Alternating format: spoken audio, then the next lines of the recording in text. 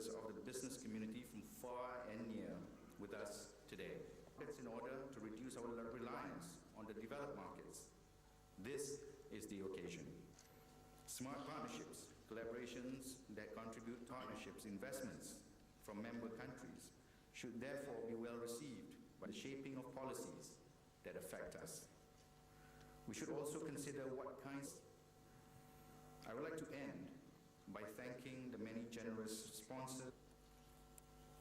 His Excellency President Thabo, Mbeki. In peace, sharing global prosperity, and thereafter to officially open the conference. Ladies and gentlemen, please welcome Yang Amat Berhormat Dr. Sri Dr. Mahathir Mohamad.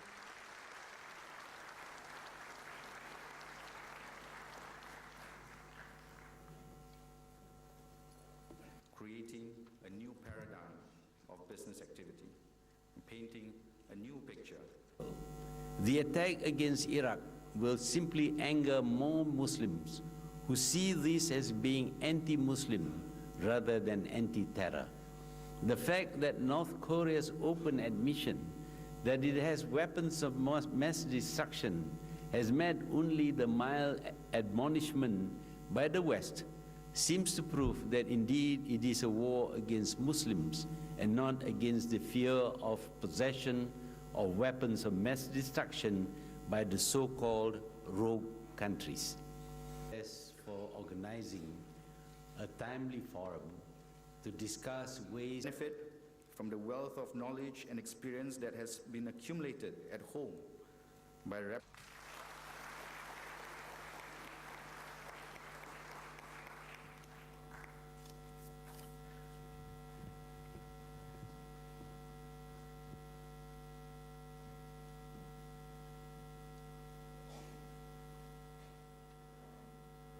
enables business and industry from our country.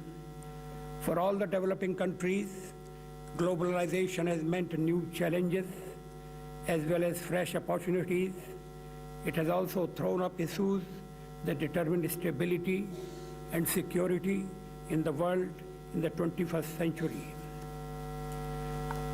Thus, our unrealized goals of development and our shared vision of a peaceful tomorrow should unite us in NAM even more cohesively in the era of globalization than the political goals of the Cold War era.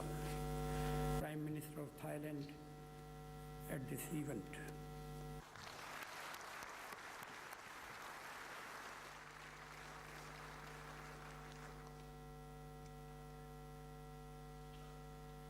Madam, for your willingness to be with us today and to share with us your insights and perspectives. The Prime Minister Excellency Prime Minister.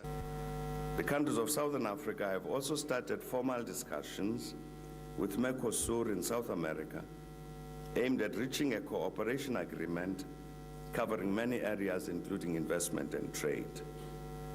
This is a first step which should lead to greater and systematic cooperation between South America and Africa as a whole. In this context, we must also mention the important process of cooperation between Africa and China, represented by the Sino-African Forum, which seeks to strengthen the economic and other relations between the People's Republic of China and Africa as a whole on a systematic basis.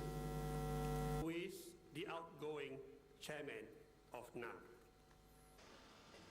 We're particularly happy because I'm sure that through this gathering was expressed.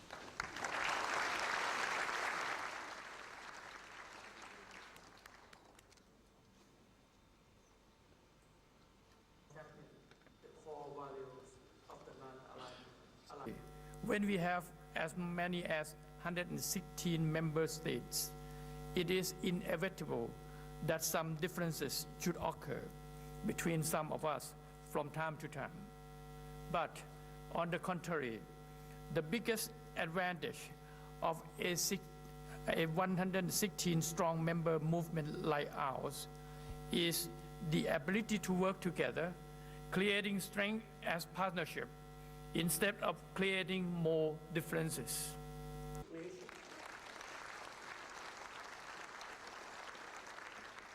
Negotiation. My government's approach to economic renewal, for example, also faced much criticism early on. But after 2 years in office, that policy is vindicated with economic growth back on track. Still, politics is a thankless job it is. The critics who once predicted the economy would nosedive under my watch are now complaining that I am overheating the economy. You just can't win.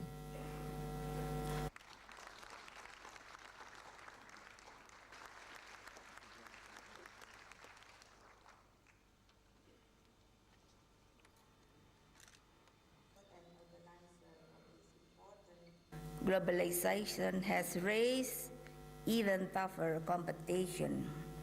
That is the reality we, the non-alignment members, live in. In short, it is more or less like the following description: politically preoccupied with disarray and economically left far behind.